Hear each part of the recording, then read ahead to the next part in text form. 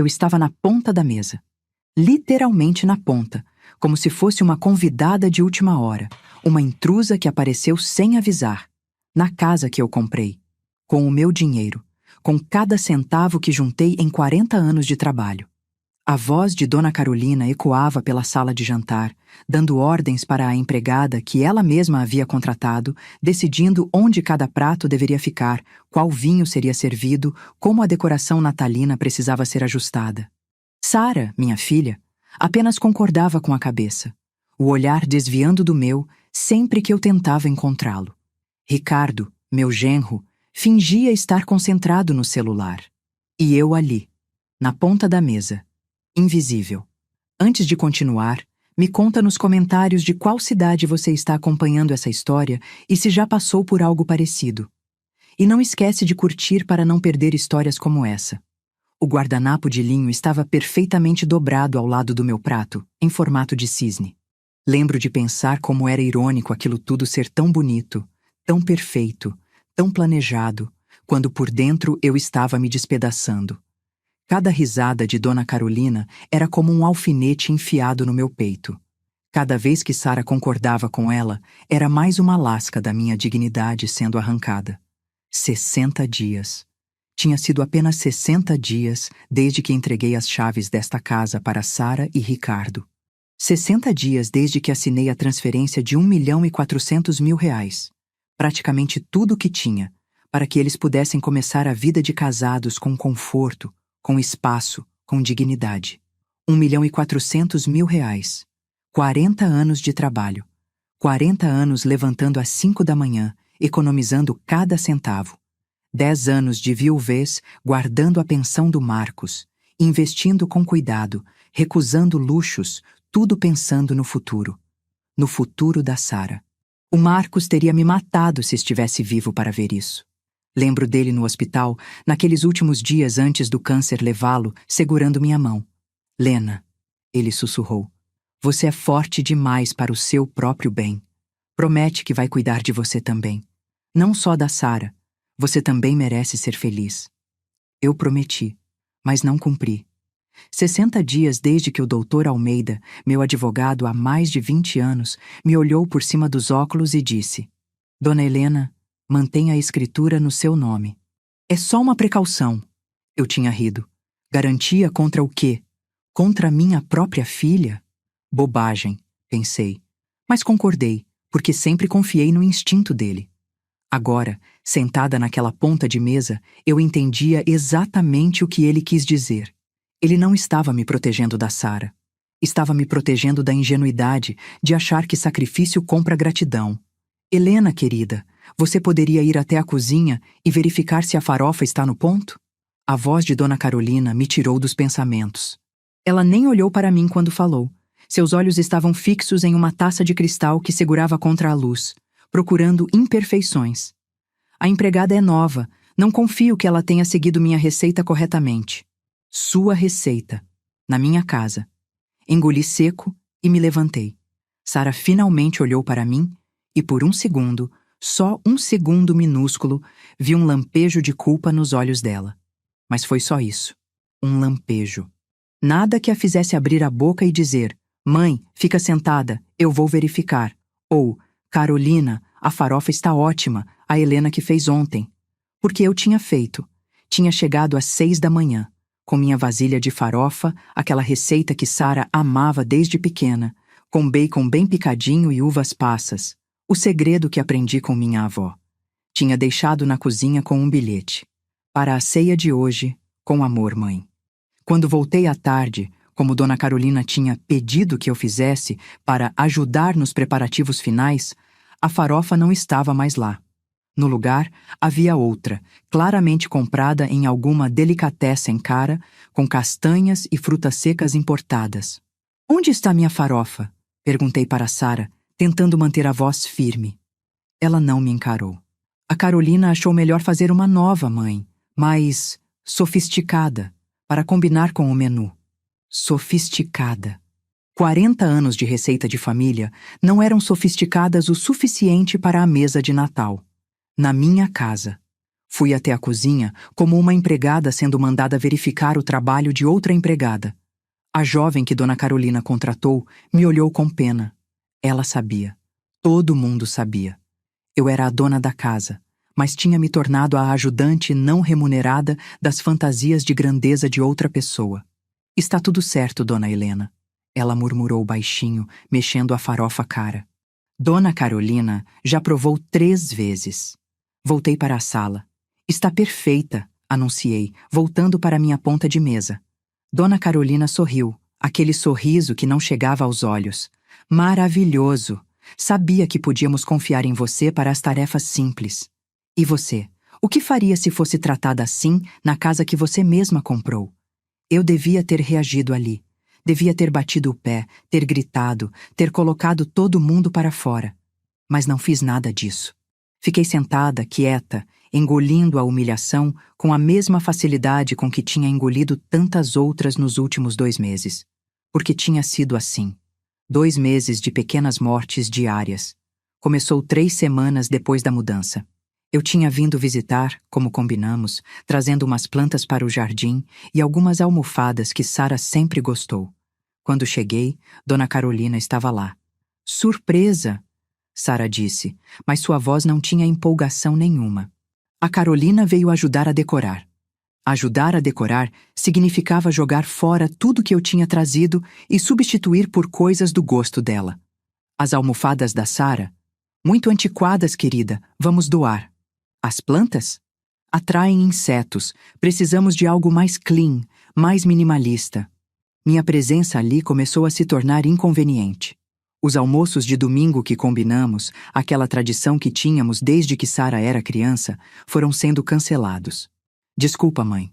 A família do Ricardo vem almoçar hoje. Não vai dar, mãe. A Carolina marcou um chá da tarde com as amigas dela aqui.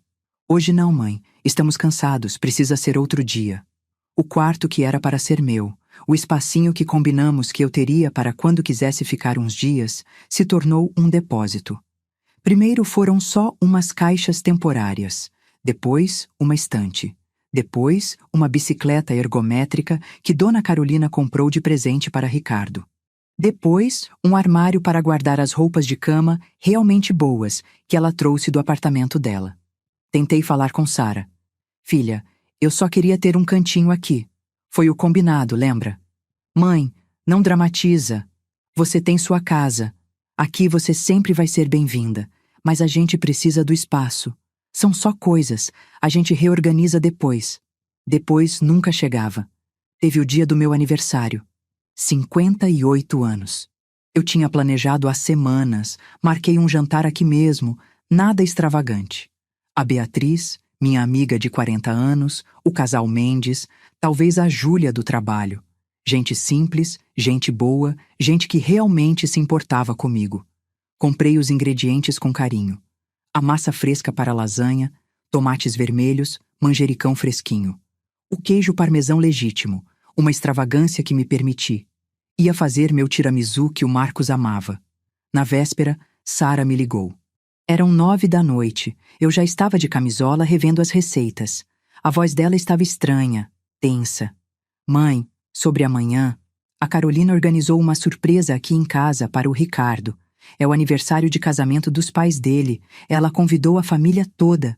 Ficou meio complicado fazer seu jantar também. Fiquei em silêncio. Senti meu estômago afundar. Mas, filha, a gente combinou faz semanas. Eu já comprei tudo, já avisei meus amigos. Eu sei, mãe, mas... Ela suspirou frustrada, como se eu é que estivesse sendo difícil. É que ela já convidou todo mundo, reservou o buffet, decorou tudo. Não dá para desmarcar. Você sabe como ela é. A gente comemora seu aniversário outro dia, prometo. Um dia só nosso, bem melhor. Sara, minha voz saiu quebrada. É meu aniversário.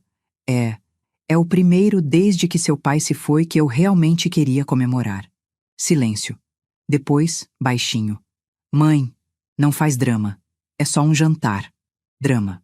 Eu estava fazendo drama por querer comemorar meu aniversário na casa que comprei para ela. Está bem? Murmurei. A gente faz outro dia, então. Obrigada por entender, mãe. Te amo. Desliguei e chorei. Chorei segurando os tomates. Chorei olhando a massa fresca. Chorei pensando nos amigos que tive que ligar cancelando, porque não conseguia admitir a verdade, que minha filha tinha cancelado meu aniversário para não desagradar a sogra. O dia só nosso nunca aconteceu. Percebi que estava sendo apagada aos poucos. Como uma foto antiga deixada ao sol, as cores iam sumindo, os contornos ficando borrados, até que eventualmente não restaria nada. Teve uma tarde que eu passei no supermercado perto daqui, aquele mercado grande do bairro.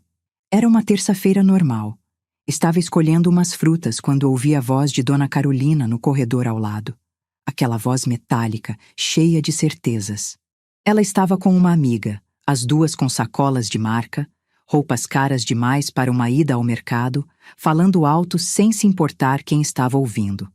Sabe como é, Marisa? A voz de Carolina ecoava. A mãe dela é, como posso dizer, simples. Muito simples. Não tem o refinamento que a gente esperaria. Coitada, fez o que pôde, mas sinceramente, em reuniões sociais aqui no condomínio, fica difícil. O pessoal já comentou.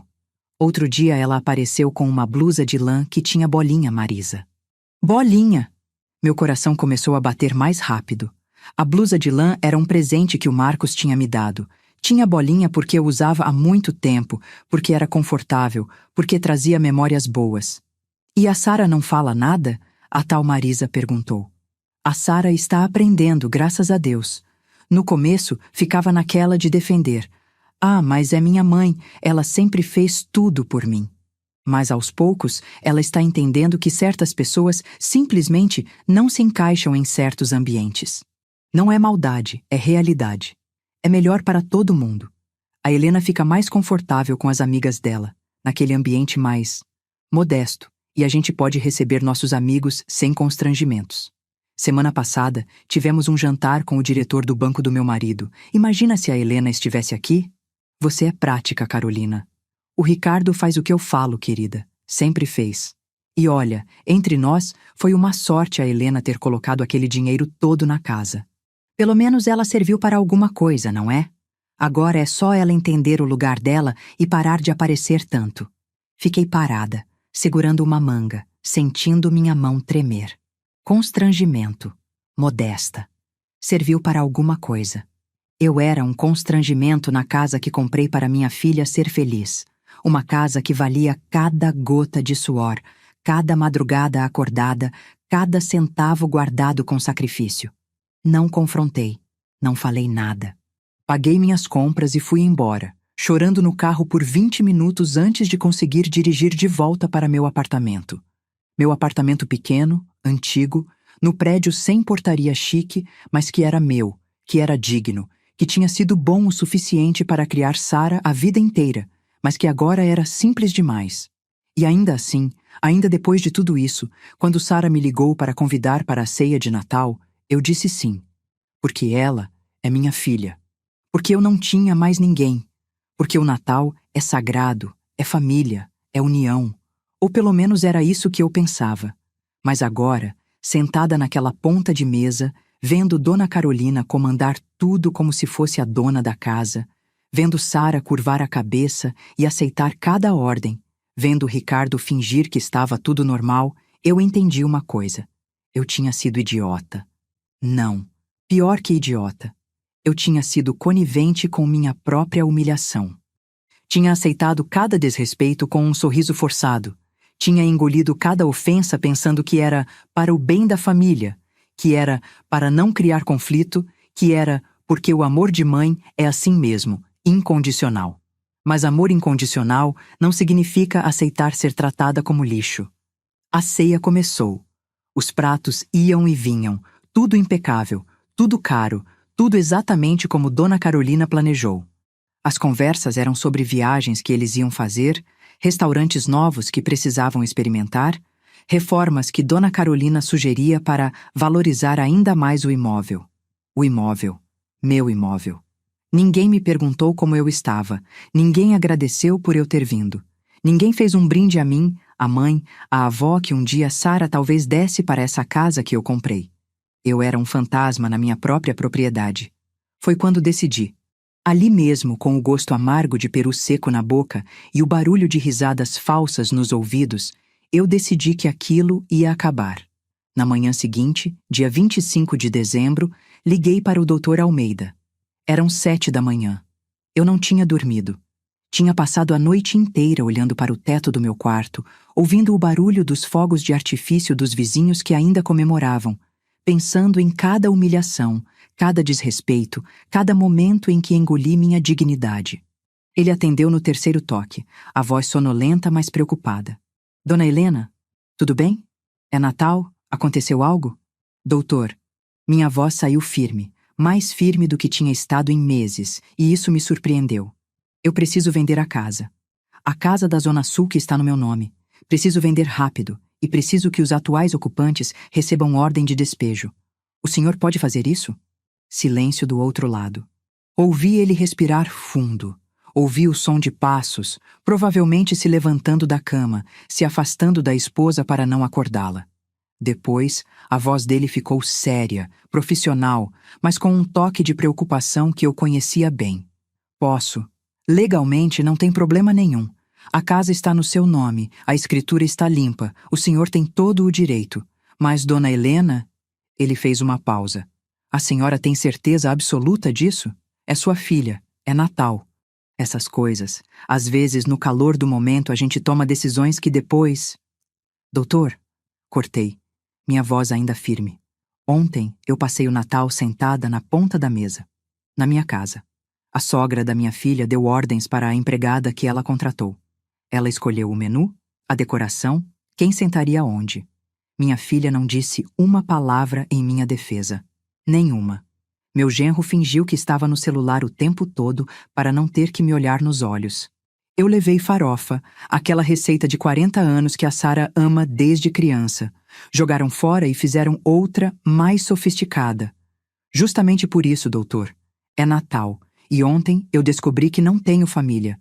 Tenho aproveitadores. E aproveitadores não merecem presentes de R$ 1.400.000. Ouvi ele suspirar. Um suspiro longo e pesado. Dona Helena, eu entendo sua dor. Juro que entendo. Mas pense bem. Isso vai causar uma ruptura permanente. A Sara é sua única filha. O Sr. Marcos me fez prometer que cuidaria da senhora e da família. Eu sei que ele não ia querer. O Marcos... Minha voz falhou pela primeira vez. O Marcos me fez prometer que eu ia cuidar de mim também, que eu ia ser feliz. Não posso ser feliz sendo um capacho, doutor. Não posso. Outro silêncio. Quando ele falou de novo, a voz estava resignada, mas respeitosa. Vou precisar de alguns dias para organizar a papelada e encontrar um comprador rápido. Provavelmente vamos ter que baixar um pouco o preço para fechar rápido. Talvez uns 10% abaixo do valor de mercado. A senhora aceita isso? Aceito. Não me importo com o dinheiro. Vende pelo que conseguir. Vende até mais barato se precisar. Só quero que seja rápido e legal. Impecável. Que não tenha como contestar. Que quando eles receberem a notícia, já seja irreversível. Entendido. Me dá uma semana, no máximo 10 dias. Vou procurar investidores que compram imóveis para locação. Eles fecham rápido e pagam à vista. A senhora quer que eu tente conversar com a Sara antes? Explicar a situação? Não. Nenhuma conversa. Nenhum aviso. Eles que descubram da mesma forma que eu descobri que não era bem-vinda na ceia de Natal. De surpresa. Ele não perguntou mais nada. Não precisava. O Dr. Almeida me conhecia há 23 anos, desde que o Marcos contratou ele para fazer nosso testamento quando a Sara nasceu. Ele me viu construir tudo do zero. Me viu enviuvar. Me viu continuar forte. Sabia que eu não tomaria uma decisão dessas se não tivesse sido empurrada até o limite, até o ponto onde a dor de agir era menor que a dor de continuar aceitando. Desliguei o telefone e olhei pela janela do meu apartamento. O dia estava bonito, ensolarado. Famílias passavam na rua, crianças com brinquedos novos, casais de mãos dadas. Eu estava sozinha, mas pela primeira vez em meses não me senti mal com isso. Senti alívio. Desliguei o telefone e olhei pela janela do meu apartamento. O dia estava bonito, ensolarado, famílias passavam na rua, crianças com brinquedos novos do Natal, casais de mãos dadas, carros buzinavam, A vida seguia como sempre seguiu, indiferente às pequenas tragédias pessoais que acontecem dentro das casas, dos corações, das famílias que de fora parecem perfeitas. Eu estava sozinha, mas pela primeira vez em meses não me senti mal com isso. Senti alívio, como se tivesse tirado um sapato apertado depois de um dia inteiro caminhando. Doía sim, doía muito, mas era uma dor diferente. Era a dor de quem finalmente para de fingir que está tudo bem.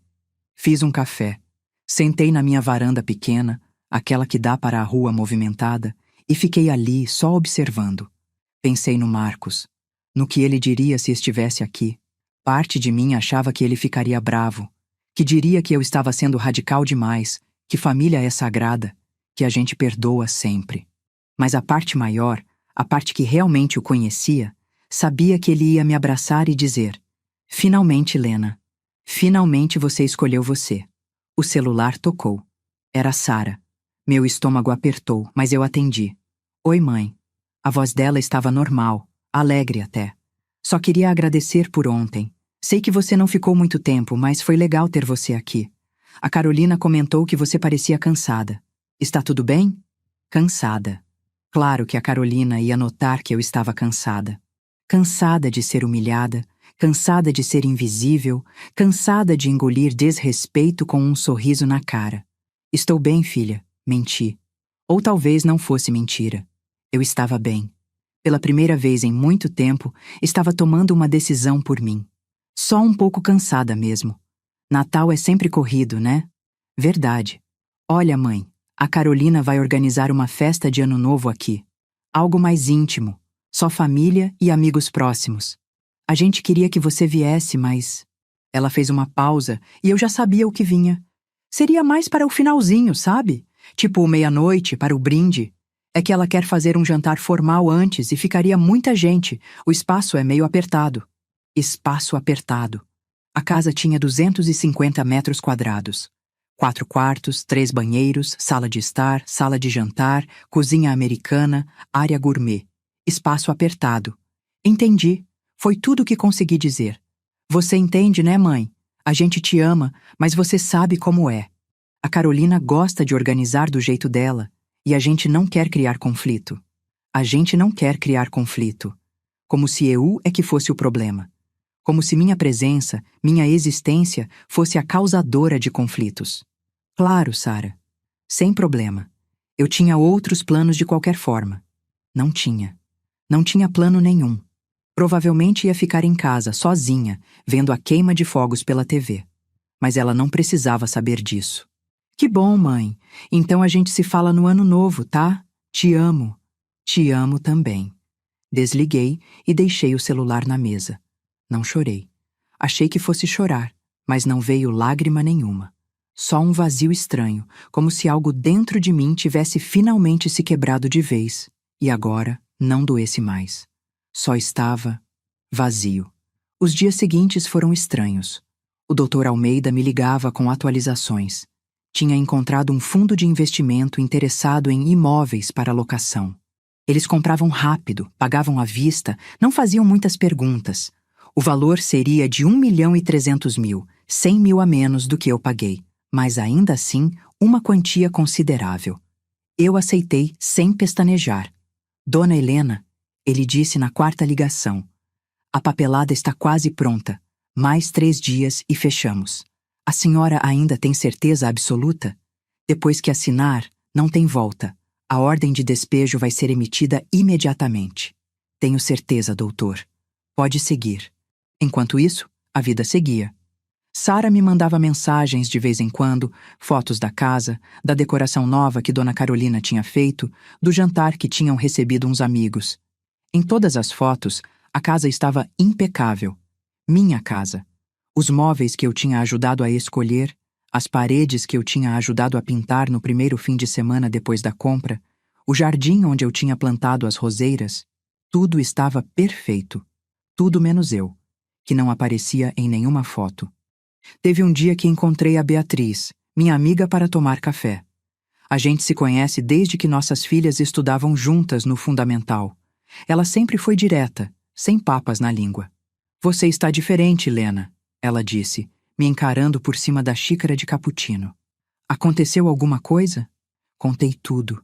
Cada humilhação, cada desrespeito, cada momento em que engoli minha dignidade, pensando que estava sendo uma boa mãe.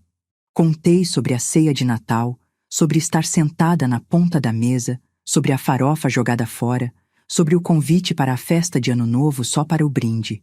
E então contei sobre a casa estar sendo vendida. Beatriz ficou em silêncio por um tempo longo. Quando finalmente falou, a voz dela estava séria. Você fez o certo. Fiz? Fez, Lena. Olha, eu sei que a gente sempre acha que tem que engolir tudo pelos filhos, que amor de mãe é sacrifício, é aceitar qualquer coisa. Mas tem uma diferença entre sacrifício e autodestruição. O que você estava fazendo era se destruindo aos poucos, deixando aquela mulher e sua própria filha te pisotearem. Isso não é amor, isso é doença. Mas ela é minha filha, Bia, minha única filha. E você é sua única mãe. E ela te perdeu, não por culpa sua, mas por escolhas dela. Ela escolheu a sogra em vez de você. Escolheu o conforto material em vez da dignidade de quem deu esse conforto para ela. Agora, ela vai aprender que escolhas têm consequências. Saí de lá me sentindo um pouco melhor. Não completamente bem, porque ainda doía, ainda dói, mas pelo menos não me sentindo mais como uma louca, como uma vilã por ter tomado aquela decisão. A Beatriz tinha razão. Eu tinha dado tudo para Sara, mas em nenhum momento tinha pedido que ela me tratasse como lixo em troca. No dia 30 de dezembro, o Dr. Almeida me ligou. Está feito, dona Helena. A venda foi registrada em cartório hoje. O dinheiro já está na sua conta. A ordem de despejo vai ser entregue amanhã, dia 31, às 10 da manhã. Eles terão 30 dias para desocupar o imóvel. 30 dias. Um mês. Um mês para Sara e Ricardo encontrarem outro lugar. Para Dona Carolina entender que não mandava em tudo, para todos entenderem que eu não era um capacho. Obrigada, doutor, pelo trabalho e por tudo. Pelo conselho de manter a casa no meu nome.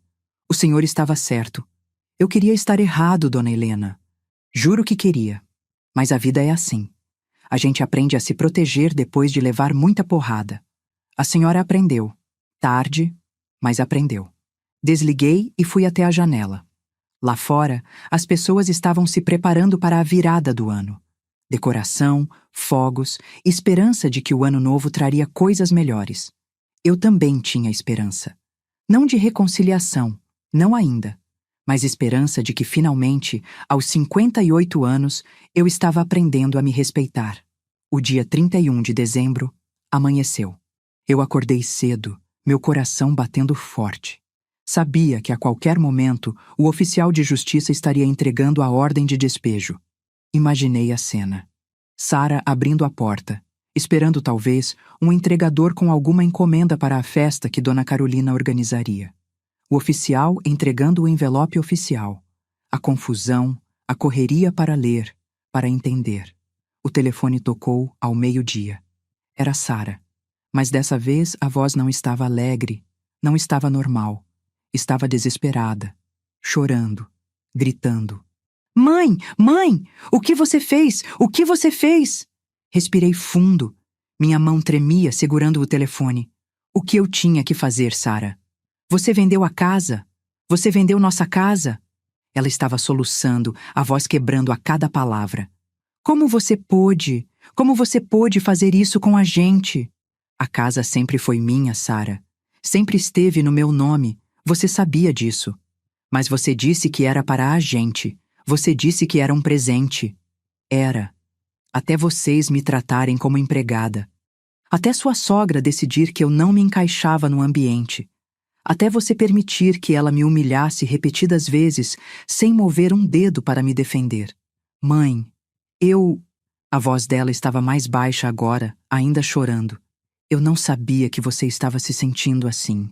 E essa foi a gota d'água. Essa foi a frase que me fez sentir uma raiva que eu nem sabia que era capaz de sentir. Não sabia? Minha voz saiu mais alta do que eu pretendia, mais firme também. Não sabia que jogar minha farofa fora me machucava? Não sabia que cancelar meu aniversário porque a Carolina organizou uma festa era desrespeitoso? Não sabia que me colocar na ponta da mesa, na minha própria casa, na ceia de Natal, era humilhante? Não sabia que me convidar só para a meia-noite do Ano Novo, como se eu fosse visita indesejada, era me tratar como lixo? Você não sabia, Sara, ou você simplesmente não quis ver? Silêncio. Só o som dela, chorando baixinho. Você escolheu, filha. Toda vez que ficou quieta quando ela me desrespeitou, você escolheu. Toda vez que concordou com os planos dela que me excluíam, você escolheu. Toda vez que priorizou não criar conflito com ela, em vez de defender sua mãe, você escolheu. E agora eu também estou escolhendo. Estou escolhendo minha dignidade. Estou escolhendo me respeitar, já que você não fez isso por mim. Mãe, por favor. A voz dela estava fraca agora, desesperada. A gente pode conversar, pode resolver isso. Eu vou falar com a Carolina, vou colocar limites, vou... Agora? Agora que perdeu a casa, você vai colocar limites? Não, Sara, já passou da hora. Vocês têm 30 dias para sair. Usem esse tempo para refletir sobre como chegaram aqui. E quando saírem, quando estiverem morando em um lugar que é realmente de vocês, talvez, só talvez, a gente possa conversar sobre reconstruir alguma coisa. Mas agora não. Agora eu preciso de distância. Eu preciso de paz. Mãe, não desliga. Por favor, não desliga. Mas eu desliguei. E desliguei o som do celular. Porque sabia que ela ia ligar de novo, que Ricardo ia ligar, que talvez até Dona Carolina teria a coragem de ligar para tentar me convencer a voltar atrás. Mas não tinha volta. A casa estava vendida.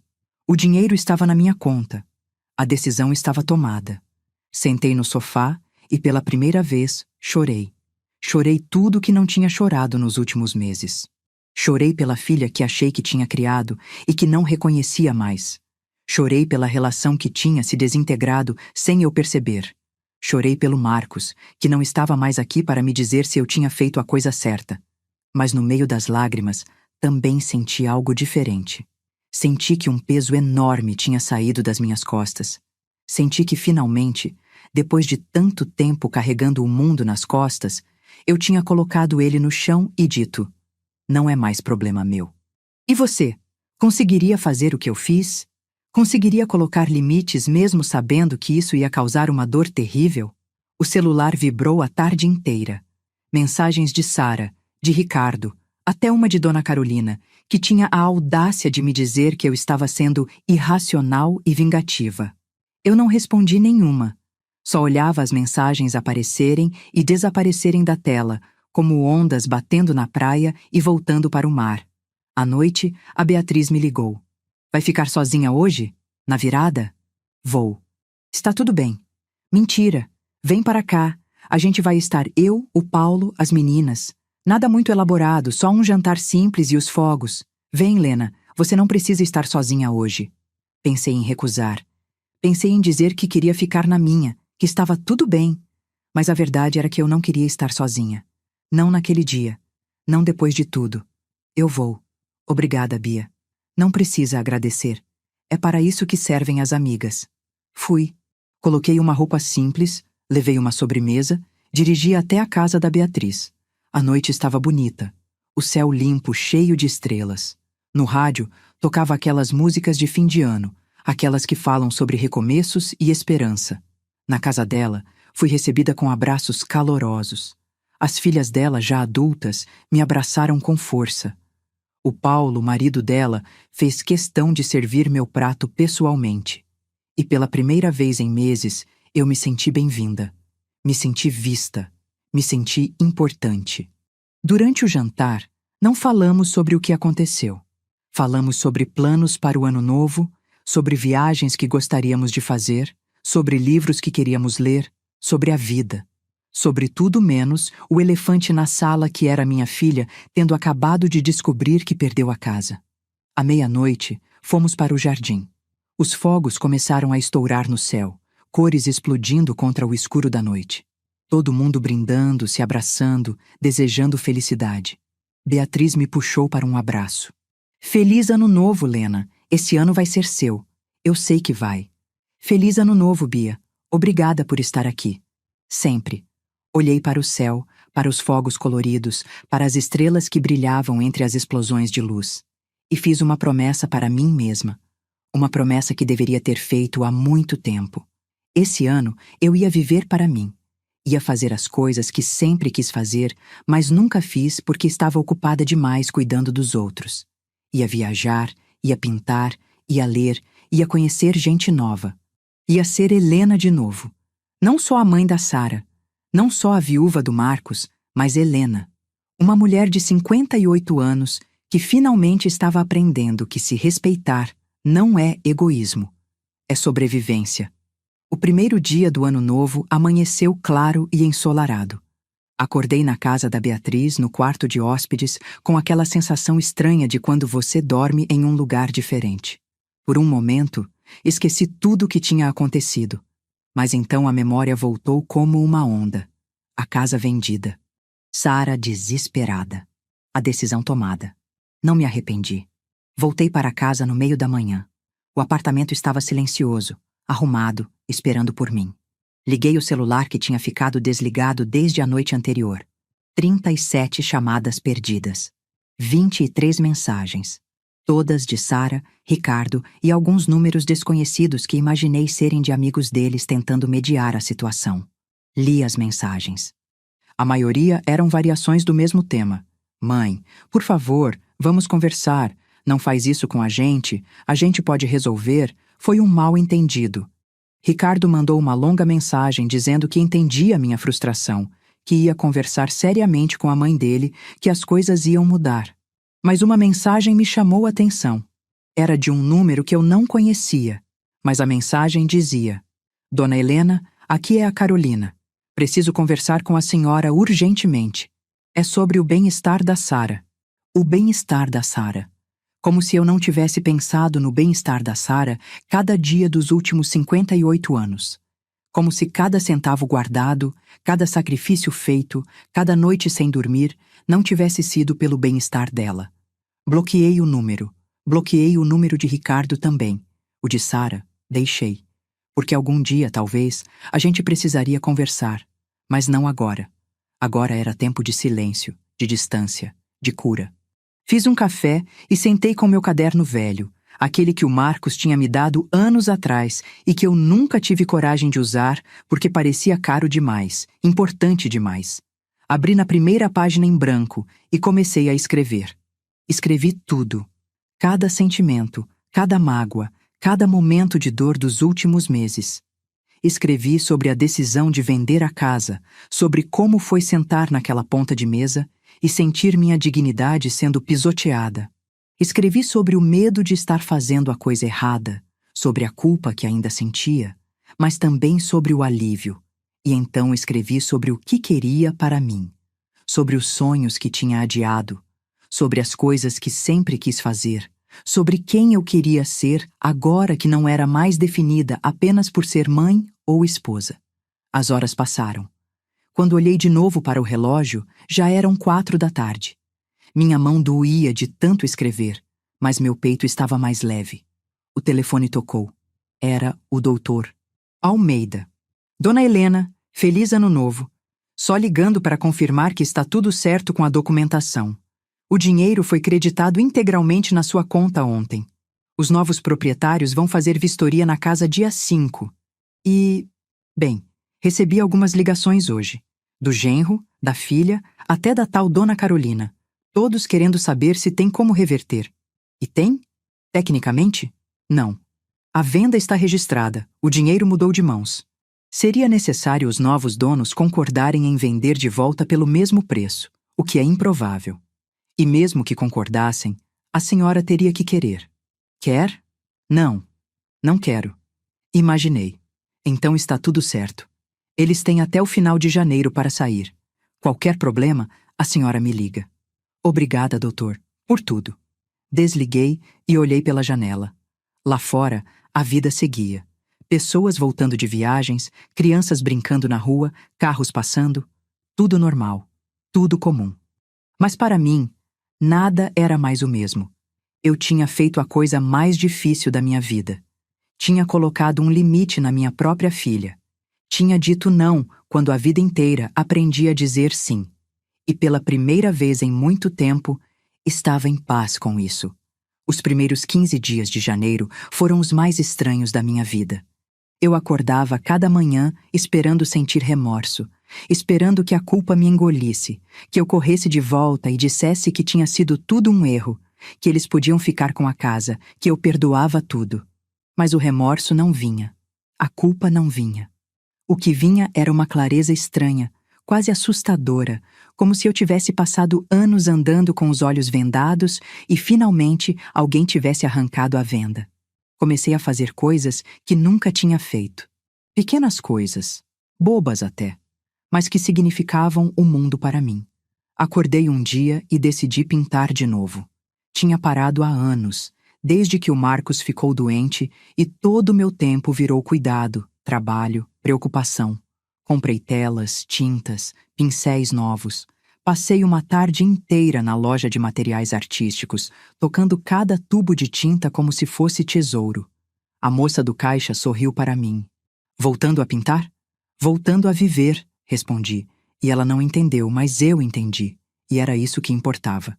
Instalei um pequeno ateliê na varanda do meu apartamento. Nada muito elaborado, só uma mesinha, as tintas organizadas, um cavalete que comprei usado. Comecei pintando coisas abstratas, só cores, formas, sentimentos que não conseguia colocar em palavras. Vermelho raiva, azul tristeza, amarelo esperança. A Beatriz vinha me visitar quase todos os dias. Às vezes trazendo comida, às vezes só para ficar em silêncio comigo, bebendo café e olhando as pinturas. Ela entendia que eu precisava de presença, mas não de conversa forçada. Você está diferente, Lena. Ela disse uma tarde, olhando uma tela que eu tinha acabado de terminar. Mais leve. Mesmo com tudo que está acontecendo, você parece mais leve. É porque eu parei de carregar o peso do mundo, respondi. Parei de achar que sou responsável pela felicidade de todo mundo, menos da minha. Sara tentou me ligar algumas vezes na primeira semana. Eu não atendia, mas ouvia as mensagens de voz que ela deixava. A voz dela foi mudando com os dias. No começo, era desespero puro, choro, súplicas. Depois virou raiva, acusações de que eu era egoísta, de que estava destruindo a vida deles por orgulho. Depois voltou para súplicas, mais diferentes, mais maduras talvez, pedindo pelo menos uma conversa, uma chance de se explicar. Eu não respondi. Ainda não estava pronta. E comecei a perceber uma coisa importante. Eu não precisava estar pronta no tempo de ninguém. Não precisava perdoar porque já passou tempo suficiente ou porque família é família. Eu podia ter meu tempo, meu luto, minha cura. No 10º dia de janeiro, Ricardo apareceu na porta do meu apartamento. Eram 7 da noite. Eu estava com roupa de pintar, toda suja de tinta, os cabelos presos de qualquer jeito. Quando abri a porta e vi ele ali, meu coração disparou. Ele estava diferente. Magro, cansado, com olheiras profundas, a roupa amarrotada, o cabelo despenteado, nada do genro sempre arrumado que conhecia. Dona Helena! A voz dele saiu rouca. Por favor, me dá 5 minutos. Só 5 minutos. Parte de mim queria fechar a porta na cara dele. Mas outra parte, talvez a parte que ainda tinha alguma esperança em algo, deixou ele entrar. Ficamos na sala, em pé, um de frente para o outro. Ele não sabia onde pôr as mãos, alternava o peso de um pé para o outro, olhava para o chão. Eu não sabia, ele começou, a voz falhando. Juro por Deus que eu não sabia o quanto minha mãe estava sendo, o quanto a gente estava sendo cruel com a senhora. Eu achei que eram só detalhes, sabe? Nada de muito grave. A Sara falava que a senhora entendia, que estava tudo bem. E você acreditou? Ele engoliu seco. Eu queria acreditar. Era mais fácil acreditar. Porque se eu admitisse o que estava acontecendo, eu teria que fazer algo. Teria que confrontar minha mãe. E ele passou a mão pelo rosto. Eu sempre fui covarde com ela. Sempre fiz o que ela quis. Casei, estudei engenharia, escolhi esse emprego, morei nessa cidade, tudo porque era o que ela queria. E quando ela começou a controlar nossa casa, eu deixei, porque era mais fácil deixar do que brigar. E a Sara, sua esposa, ela também deixou? A Sara. Ele respirou fundo. A Sara está destruída, dona Helena. Ela não come, mal dorme, chora o dia inteiro. Ela entendeu agora, entendeu tudo. Mas é tarde. A gente sabe que é tarde. É, concordei, minha voz mais firme do que imaginei que seria. É tarde. Vocês tiveram meses para entender. Tiveram cada vez que eu levei comida e jogaram fora. Cada vez que cancelaram compromisso comigo. Cada vez que me colocaram em último lugar.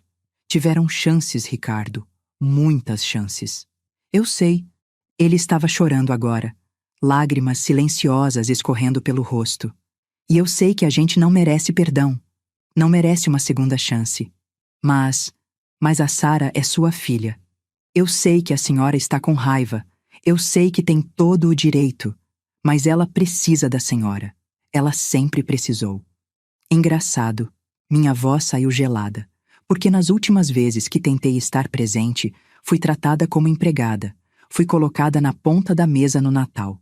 Fui convidada só para a meia-noite do Ano Novo. Não parecia que alguém precisava de mim. Parecia que eu estava atrapalhando. Ricardo não tinha resposta para isso. Ficou ali, chorando em silêncio como uma criança perdida.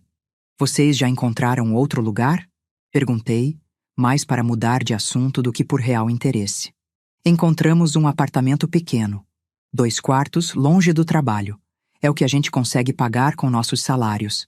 Sem a casa que a senhora deu, a gente é só mais um casal jovem tentando sobreviver. Exatamente o que era para ser, pensei. Mas não falei. E sua mãe? Cortei contato. Por enquanto, pelo menos. Falei para ela que foi culpa dela, que ela destruiu minha família, que eu não quero vê-la até que ela entenda o que fez. Ela não recebeu bem. Está dizendo que eu sou ingrato, que ela só quis o melhor sempre. Típico. Ele limpou o rosto com a manga da camisa. Dona Helena, eu não vim aqui pedir a casa de volta.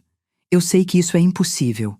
Vim pedir que um dia, quando a senhora estiver pronta, dê uma chance para a gente mostrar que aprendemos, que mudamos, que entendemos. Olhei para ele por um longo momento. Vi um homem que finalmente estava crescendo. Tarde demais, talvez, mas crescendo. Vi alguém que estava pagando pelas próprias escolhas ou pela falta delas. Eu vou pensar. Foi tudo que disse. Mas não agora. Agora eu preciso de distância. Preciso descobrir quem eu sou quando não estou sendo pisoteada por gente que deveria me amar. Ele acenou com a cabeça, derrotado. Obrigado por me ouvir. E sinto muito. Por tudo. Depois que ele saiu, sentei no sofá e fiquei olhando para o nada por um tempo. Senti algo estranho no peito. Não era satisfação com o sofrimento dele, não era vingança saciada. Era algo mais triste, mais melancólico. Era a confirmação de que eu tinha feito a coisa certa, mas que fazer a coisa certa dói. Dói muito. Na semana seguinte, Sara tentou vir também, mas eu não abri a porta. Vi ela pelo olho mágico, em pé no corredor, batendo e chamando meu nome. Ela estava ainda pior que Ricardo. Magra demais, o rosto inchado de tanto chorar, roupas largas que pareciam engoli-la. Mãe, por favor. Ela soluçava do outro lado da porta. Por favor, só me deixa falar com você. Só 5 minutos. Eu preciso pedir perdão. Eu preciso que você saiba que eu entendi. Que eu sei que fui uma filha horrível. Que eu sei que magoei você. Fiquei ali, do outro lado da porta, minha mão na maçaneta, querendo abrir, mas não conseguindo. Porque se eu abrisse, se eu visse ela assim, todo o meu propósito ia desmoronar. Eu ia abraçá-la, ia dizer que estava tudo bem, ia perdoar tudo.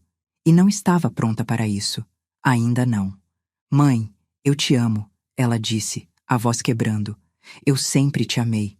Eu só fui covarde. Tive medo de desagradar a Carolina. Tive medo de perder o conforto. Tive medo de ser forte. Mas agora eu entendi. Entendi que perdi a única pessoa que realmente importava. Perdi você. Fechei os olhos, encostei a cabeça na porta, lágrimas escorrendo silenciosas pelo meu rosto. Mas não abri. Não podia abrir. Ainda não. Depois de meia hora, ela foi embora.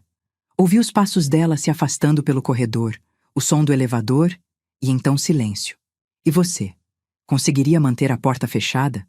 Conseguiria não ceder vendo sua filha assim? O dia da mudança foi dia 28 de janeiro. Eu não fui lá. Não queria ver, não queria presenciar. Mas o Dr. Almeida foi, como meu representante, para garantir que tudo saísse conforme o legal. Ele me ligou no final da tarde. Está feito, dona Helena. Eles entregaram as chaves, a casa foi vistoriada, está tudo em ordem. Os novos proprietários já assumiram. Como eles estavam? Destroçados, ele respondeu, honesto. A Sara chorou a mudança inteira. O Ricardo estava sério, ajudando os carregadores em silêncio. Dona Carolina não apareceu, claro. Mas o quê? A Sara me pediu para entregar isso para a senhora. Ele fez uma pausa. É uma carta. Posso levar no seu apartamento amanhã? Pode. Desliguei e fiquei olhando pela janela. Era o fim de janeiro. 1 mês desde que tomei aquela decisão. 1 mês desde que coloquei minha dignidade acima da conveniência de todos. Não me arrependi. Mas doía. Doía como dói arrancar um dente podre. Necessário, mas doloroso. No dia seguinte, o Dr. Almeida apareceu com um envelope branco. Simples, fino, meu nome escrito com a letra tremida da Sara na frente. Peguei em peso, minha mão tremendo ligeiramente. A senhora quer que eu fique enquanto lê? Não, obrigada, doutor. Preciso fazer isso sozinha. Depois que ele saiu, sentei na varanda, onde ficava meu ateliê improvisado. Telas pela metade me cercavam, cores vibrantes gritando sentimentos que eu estava aprendendo a processar. Segurei o envelope por um tempo longo antes de abrir. Quando finalmente rasguei o papel, dentro havia 3 páginas escritas à mão. A letra da Sara, que conhecia desde que ela aprendeu a escrever na primeira série. Comecei a ler. Mãe, não sei se você vai ler isso. Não sei se tem alguma coisa que eu possa dizer que faça diferença. Mas eu preciso tentar. Passei o último mês inteiro tentando entender como cheguei aqui. Como deixei as coisas chegarem a esse ponto. E a verdade é que não tem uma resposta simples. Foi um pouco a cada dia. Uma pequena concessão de cada vez. Até que eu olhei ao redor e não reconheci mais quem eu tinha me tornado. Eu me lembro de quando o papai morreu. Eu tinha 25 anos, estava começando minha carreira, achando que sabia tudo sobre a vida. Mas quando ele se foi, eu desmoronei. E você estava lá. Sempre estava lá. Segurando minha mão, me deixando chorar no seu ombro, dizendo que ia ficar tudo bem mesmo quando você também estava destruída por dentro. Eu me lembro de cada sacrifício que você fez. Cada vez que trabalhou horas extras para pagar minha faculdade. Cada vez que escolheu o ônibus em vez do táxi para economizar.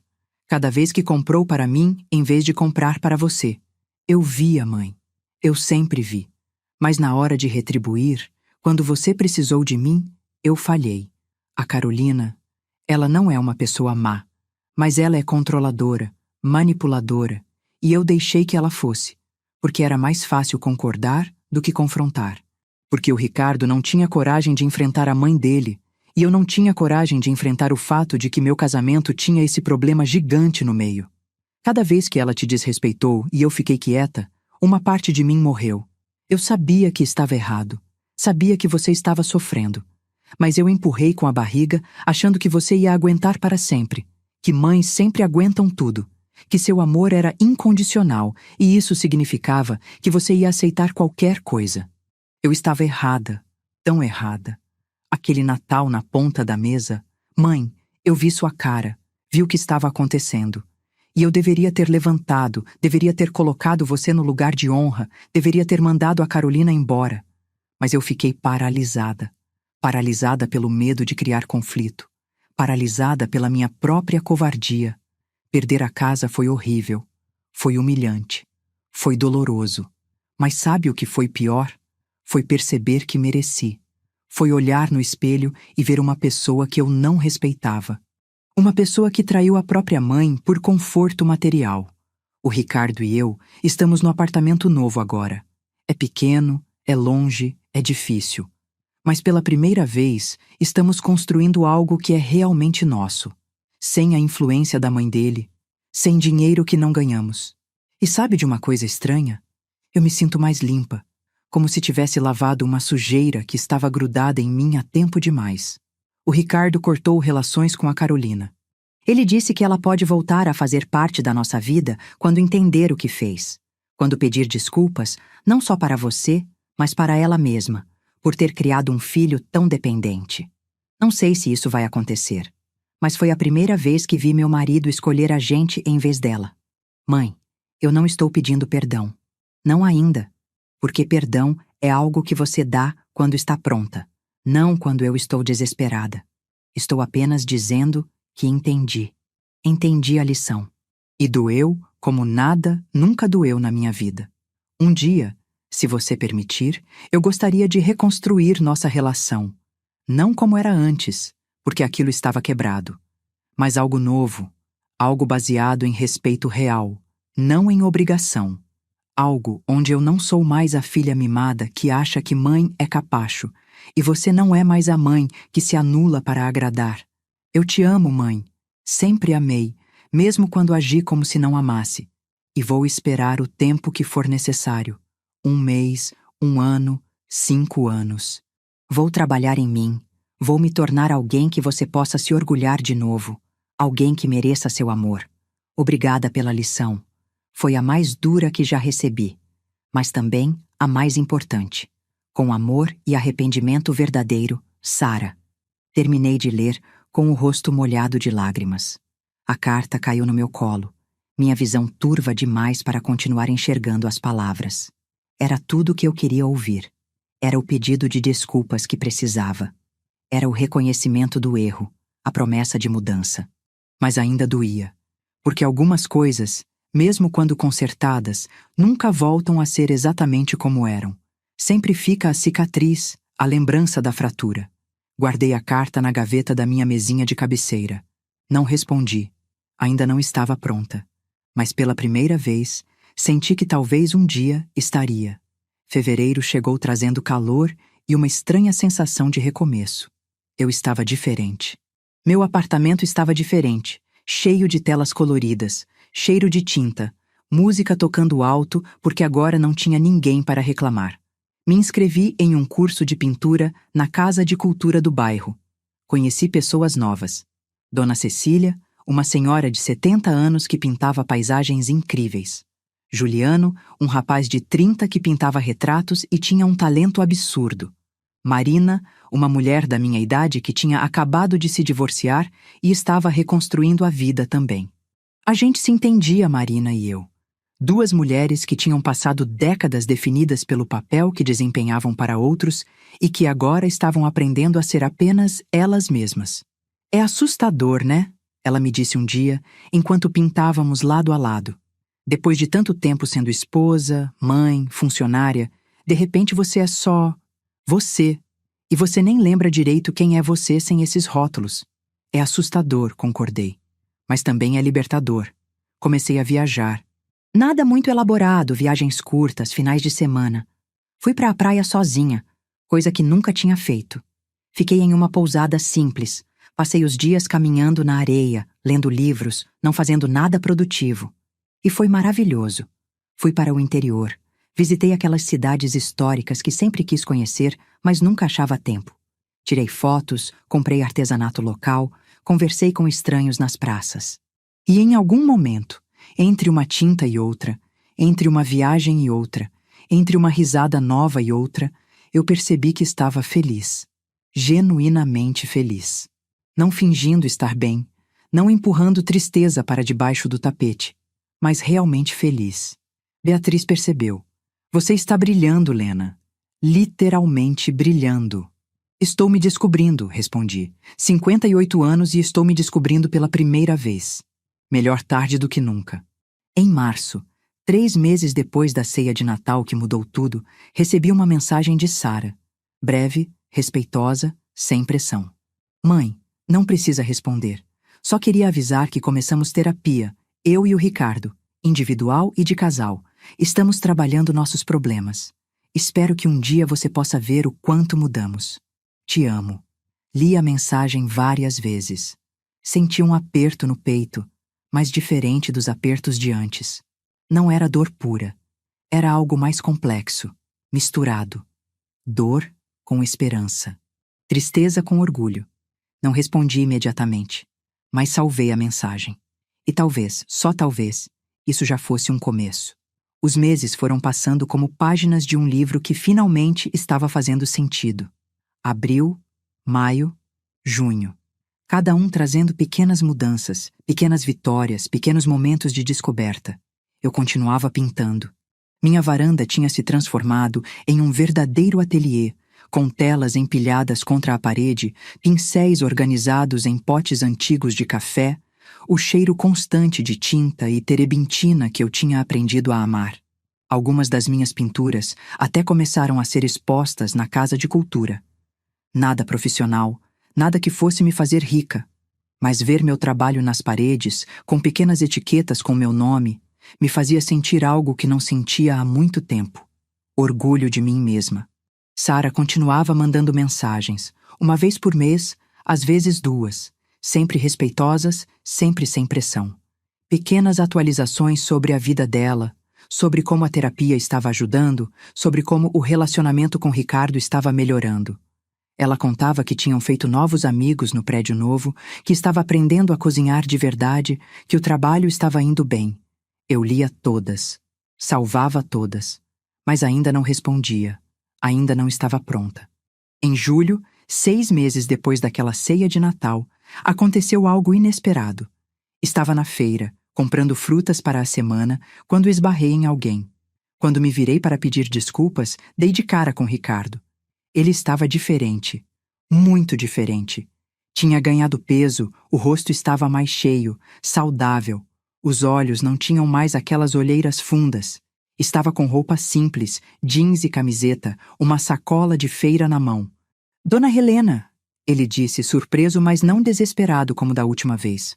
Oi, oi, Ricardo. Ficamos ali, parados no meio da feira, o barulho dos feirantes gritando preços ao nosso redor, pessoas passando entre a gente. Um momento estranho, suspenso no tempo. Como a senhora está?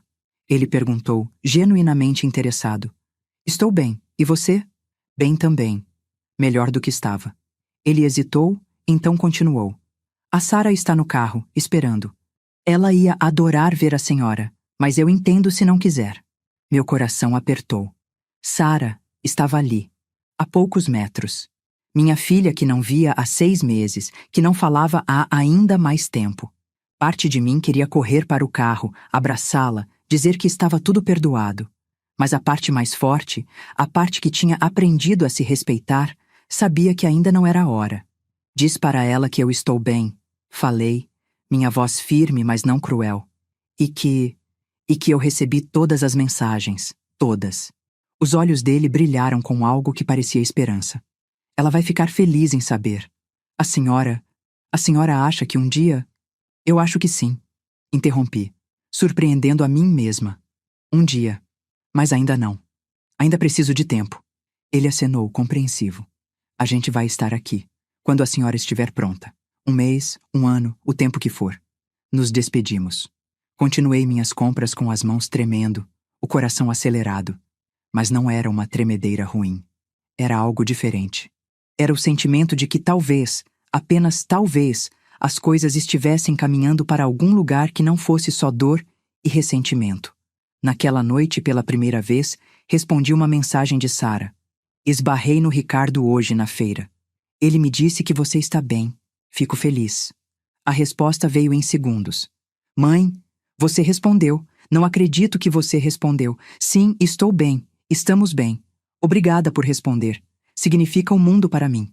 Sorri olhando para o celular. Era um começo minúsculo, mas era um começo. Agosto chegou trazendo o aniversário dela. 29 anos.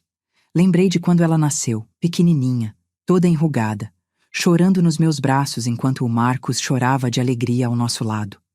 Lembrei de cada aniversário, cada bolo que fiz, cada festa que organizei, cada ano vendo ela crescer. Mandei uma mensagem. Feliz aniversário, filha. Espero que seu dia seja especial. Ela me ligou. Não atendi, mas ela deixou uma mensagem de voz. Escutei com o coração apertado. Mãe, obrigada. Obrigada pela mensagem. Significa tudo para mim. Eu só queria que você soubesse que esse é o primeiro aniversário que eu realmente entendo o valor das coisas. Não ganhei nada caro, não fiz festa grande. O Ricardo fez um bolo simples, a gente comeu em casa, só nós dois. E foi o melhor aniversário que já tive, porque foi honesto. Foi real. Te amo, mãe. E um dia, quando você permitir, eu quero que a gente comemore junto de novo. Chorei escutando, mas eram lágrimas diferentes. Não eram lágrimas de dor. Eram lágrimas de alguém que estava vendo a filha finalmente crescer, finalmente amadurecer, mesmo que essa maturidade tenha vindo do jeito mais doloroso possível. Em setembro, 9 meses depois da ceia fatídica, Sara me mandou uma mensagem diferente das outras. Mãe, eu e o Ricardo temos uma notícia importante. Queria muito contar pessoalmente, mas como ainda não estamos nos vendo, vou contar assim. Estou grávida. Vou ser mãe. Você vai ser avó. Sei que é cedo, sei que talvez você nem queira fazer parte disso ainda, mas não consegui deixar de contar, porque você merece saber. Li a mensagem 1, 2, 3 vezes. Grávida. Um bebê. Um neto ou uma neta. Uma nova vida que nem tinha começado ainda e já estava mexendo com tudo dentro de mim. Liguei para Beatriz imediatamente. Ela está grávida, Bia. A Sara está grávida. E como você está se sentindo com isso? Não sei. Confusa, feliz, triste, com medo, tudo ao mesmo tempo. Você quer ser parte da vida desse bebê? A pergunta me pegou de surpresa. Mas a resposta veio instantânea, do fundo do coração. Sim, eu quero. Então acho que está na hora, Lena. Está na hora de começar a reconstruir. Ela tinha razão. Eu sabia que ela tinha razão. Mas dar o primeiro passo real, o passo de se encontrar, de conversar de verdade, era assustador. Levei 2 semanas para juntar coragem. Finalmente, mandei uma mensagem para Sara. Parabéns pela gravidez. Sei que você está assustada, é normal. Eu também estava quando estava grávida de você. Se quiser, podemos nos encontrar para conversar. Sem pressão, sem expectativas grandes, só conversar. A resposta veio com uma chamada de vídeo. Atendi, meu coração disparado. O rosto de Sara apareceu na tela. Ela estava chorando, sorrindo, as 2 coisas ao mesmo tempo. Mais magra que antes, mas com um brilho nos olhos que eu não via há muito tempo. Um brilho de maturidade, de quem passou pelo fogo e saiu do outro lado. Mãe! Ela soluçou. Eu pensei que esse dia nunca ia chegar. Eu também, filha. Eu também. Conversamos por 1 hora. Ela me contou sobre a gravidez, sobre como estava com enjoo, mas feliz, sobre como o Ricardo estava ansioso e protetor. Contou sobre a terapia, sobre as coisas que tinha descoberto sobre si mesma, sobre como tinha percebido padrões de comportamento que precisava quebrar. Eu não quero ser com meu filho o que fui com você, mãe, ela disse, a voz séria. Não quero criar uma criança que acha que é tudo sobre ela, que acha que mãe é capacho. Quero criar alguém que entenda gratidão, respeito, limites. Você vai conseguir, falei, acreditando. Porque você aprendeu. Da pior forma possível, mas aprendeu. Marcamos um encontro. Café, em um lugar neutro, um shopping no meio caminho entre nossos apartamentos. Eu estava nervosa como nunca estive. Mudei de roupa 3 vezes, refiz a maquiagem 2. Beatriz riu de mim. Você está indo encontrar sua filha, não um primeiro encontro. É quase a mesma coisa, respondi. É tipo conhecer ela de novo, uma versão nova dela. Quando cheguei no shopping, Sara já estava lá, sentada em uma mesa do café, as mãos nervosas mexendo no guardanapo. Quando me viu, se levantou tão rápido que quase derrubou a cadeira. Ficamos ali, a poucos metros uma da outra sem saber o que fazer. Então ela deu o primeiro passo. Literalmente. Caminhou até mim, devagar, como se estivesse com medo de que eu fosse desaparecer. Oi, mãe. Oi, filha. Ela me abraçou, e eu deixei. Deixei ela me abraçar, apertado, desesperado, como se estivesse tentando recuperar 9 meses de ausência em um único abraço. Senti ela tremer, sentir ela chorar no meu ombro. Senti tanto sua falta, ela sussurrou. Tanto. Eu também. Nos sentamos, pedimos café e conversamos. Conversamos de verdade, sem máscaras, sem mentiras. Ela me contou sobre como os últimos meses tinham sido os mais difíceis e os mais transformadores da vida dela. Sobre como perder a casa tinha sido um choque necessário, um wake-up call brutal que ela precisava. Eu tive que olhar no espelho e ver quem eu tinha me tornado, mãe. E eu não gostei. Nada. Vi uma pessoa fraca, manipulável, ingrata. Vi alguém que traiu a própria mãe por conforto. E isso me destruiu, mas também me reconstruiu. Ela me contou sobre a terapia, sobre como tinha trabalhado questões de autoestima, de medo de abandono, de necessidade de aprovação externa, sobre como tinha percebido que sempre buscou aprovação, primeiro minha, depois do Ricardo, depois da Carolina, sempre de alguém, nunca de si mesma. E o Ricardo? Perguntei. Como ele está lidando com tudo? Ele mudou muito, mãe. Muito mesmo. Cortar relações com a mãe dele foi a coisa mais difícil que ele já fez, mas também a mais libertadora. Ele está em terapia também, trabalhando a codependência dele, aprendendo a ter coluna vertebral. A gente está construindo um casamento de verdade agora, com bases reais, não com a sombra da Carolina pairando sobre tudo. E ela? A Carolina? Sara suspirou. Não sei direito. O Ricardo não fala com ela. Sei que ela tentou contato algumas vezes, mas ele bloqueou. Disse que só vai voltar a falar quando ela reconhecer o que fez e mostrar mudança real. Não sei se isso vai acontecer, mas não é mais problema nosso. Falamos sobre o bebê, sobre os medos dela, as expectativas, os planos, sobre como ela queria criar essa criança de forma diferente, com valores diferentes, com respeito e limites desde cedo. E eu queria muito que você fizesse parte disso, mãe. Mas nos seus termos, com os seus limites. Não vou mais ignorar quando algo te incomoda. Não vou mais priorizar a paz superficial em vez do seu bem-estar. Prometo. Olhei para ela. Essa mulher que era minha filha, mas que também parecia alguém novo. Alguém que tinha morrido e renascido em 9 meses. E senti algo estranho no peito. Não era perdão completo, não ainda.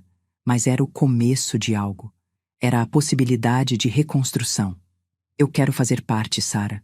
Quero conhecer meu neto ou neta. Quero estar presente. Mas você está certa. Vai ser nos meus termos também. Com respeito, com limites claros. Não vou mais ser a avó que aceita qualquer coisa. Não vou mais me anular. Eu não esperaria outra coisa, mãe. E não queria outra coisa. Você merece respeito. Sempre mereceu. Passamos a tarde toda ali, conversando, chorando às vezes, rindo outras, trocando fotos de ultrassom, fazendo planos cautelosos, reconstruindo tijolo por tijolo algo que tinha sido completamente demolido. Quando nos despedimos, o abraço foi mais longo, mais caloroso. Ainda tinha dor, ainda tinha cicatrizes, mas também tinha esperança. Os meses seguintes foram de reconstrução lenta. Encontros para café, almoços ocasionais, conversas frequentes. Eu mantinha meus limites, ela respeitava. Quando algo me incomodava, eu falava, e ela ouvia. Quando ela precisava de espaço, eu dava. Teve um dia que ela me convidou para ir ao apartamento deles. Eu hesitei, mas ela percebeu. Mãe, eu entendo se não quiser, mas queria muito que você visse onde a gente está morando. É simples, mas é nosso. E você seria a nossa primeira visita. Fui. O apartamento era pequeno. 2 quartos minúsculos, sala apertada, cozinha americana com fogão velho. Mas estava limpo, organizado, cheio de vida. Tinha plantas na janela, fotos nas paredes. A gente pintou tudo sozinhos, Sara me mostrou orgulhosa. Ficou péssimo no começo. Tivemos que refazer o quarto 2 vezes. Mas aprendemos. O Ricardo preparou um almoço simples, macarrão, salada, pão francês. E pela primeira vez em 1 ano, eu me sentei à mesa com eles sem aquele aperto no peito. Dona Helena, Ricardo disse, quero que saiba que a senhora salvou nosso casamento. Salvou a gente de nos tornarmos pessoas que não conseguiríamos respeitar. Comecei a frequentar os exames de pré-natal com ela. Ajudei a montar o enxoval, não com dinheiro, mas com presença. Um dia ela me perguntou: Mãe, você me perdoou? Pensei antes de responder. Eu escolho todos os dias continuar reconstruindo isso com você. Escolho acreditar que você mudou. Isso é perdão? Talvez. Ou talvez seja algo maior. É escolher o amor mesmo depois da dor. Ela abraçou minha mão. Isso é tudo que eu precisava ouvir. Era diferente do que era antes. Melhor, mais honesto, mais real. Em dezembro, quase um ano depois daquela ceia de Natal que mudou tudo, Sara entrou em trabalho de parto. Ricardo me ligou às 3 da madrugada, a voz trêmula de emoção e medo. Dona Helena, é hora. A gente está indo para o hospital. Cheguei ao hospital meia hora depois, o coração batendo forte. Fiquei na sala de espera com Ricardo enquanto Sara estava em trabalho de parto. Ele estava um caco de nervos, andando de um lado para o outro, as mãos tremendo. Ela vai ficar bem, falei, colocando minha mão no ombro dele. Ela é forte. Eu sei. É só que é assustador, sabe? Trazer uma vida para o mundo. A responsabilidade disso tudo. É assustador mesmo. Mas vocês vão dar conta. Vocês mudaram, cresceram, vão ser bons pais. 6 horas depois, o médico saiu da sala de parto sorrindo. É uma menina. Mãe e bebê estão bem. Entramos no quarto. Sara estava na cama, cansada mas radiante, segurando um embrulho pequeno, rosado, perfeito. Minha neta. Mãe, Sara disse, os olhos brilhando. Vem conhecer sua neta, Helena. O nome dela é Helena. E meu coração parou. Helena. Ela tinha dado meu nome para a filha. Caminhei até a cama em transe, os olhos turvos de lágrimas. Sara colocou o bebê nos meus braços com cuidado, e eu olhei para aquele rostinho minúsculo, perfeito. Aquela bocazinha pequena, as mãozinhas fechadas, uma vida nova, uma nova chance. Oi, Helena pequena, sussurrei, minha voz quebrando. Sua vovó está aqui, e vai estar sempre. Sara estava chorando. Eu queria que ela tivesse o nome de uma mulher forte. Uma mulher que me ensinou sobre dignidade e respeito próprio. Quero que ela cresça, sabendo que foi nomeada em homenagem à mulher mais corajosa que eu conheço. Não consegui falar. Só segurei minha neta, balançando ela gentilmente, sentindo o peso minúsculo dela nos meus braços, e chorei. Chorei por tudo que tinha perdido, tudo que tinha ganhado, tudo que tinha aprendido. Obrigada, mãe, Sara sussurrou. Por não desistir de mim, mesmo quando eu merecia que você desistisse. Eu nunca desisti, filha. Só precisei me encontrar primeiro, para poder te encontrar de novo. Aquele Natal foi diferente. Passamos na casa da Beatriz, eu, Sara, Ricardo e a pequena Helena. Foi simples, sem luxos. Mas foi real, cheio de amor verdadeiro, de gratidão real, de respeito mútuo. Sentamos à mesa, todos juntos, e dessa vez não tinha ponta de mesa. Não tinha ninguém sendo excluído. Era só uma família imperfeita, com cicatrizes ainda frescas, mas tentando de verdade. Quando brindamos à meia-noite, Sara levantou a taça. Ao ano passado, que nos ensinou a lição mais importante. E a este ano, onde colocamos em prática tudo o que aprendemos. E a dona Helena, Ricardo acrescentou, por ter a coragem de nos ensinar, mesmo quando doeu. A senhora nos salvou de nós mesmos. A Beatriz, com os olhos marejados, levantou sua taça. A minha amiga Lena, que me inspira todo dia. Você é prova de que nunca é tarde para recomeçar. Olhei ao redor. Para minha filha, que finalmente tinha amadurecido. Para meu genro, que tinha encontrado a própria voz. Para minha neta, dormindo tranquila, uma nova chance, uma página em branco onde escreveríamos uma história diferente. Para Beatriz, que esteve comigo em cada momento difícil. E então olhei para dentro de mim. Para a mulher que tinha tomado a decisão mais difícil da vida há 12 meses. Para a mulher que tinha sentado naquela ponta de mesa e finalmente disse: chega. Essa Helena que emergiu das cinzas era alguém que eu finalmente conseguia respeitar. Era alguém que tinha limites claros, que sabia seu valor. Era alguém que pintava, viajava, ria, vivia. Era alguém completa. Não me arrependi, nem por um segundo, porque aquela decisão salvou a todos nós. Salvou Sara de se tornar uma pessoa que pisava em quem amava. Salvou Ricardo de viver sob a sombra da mãe. E me salvou de continuar me anulando até não sobrar nada. A lição de Natal que dei foi dura. Foi brutal. Custou lágrimas, noites sem dormir, meses de solidão, momentos de dúvida. Mas foi necessária. Foi a cirurgia dolorosa para que todos pudéssemos respirar de novo. E no final, todos saímos melhores do outro lado. Mais fortes, mais conscientes, mais humanos.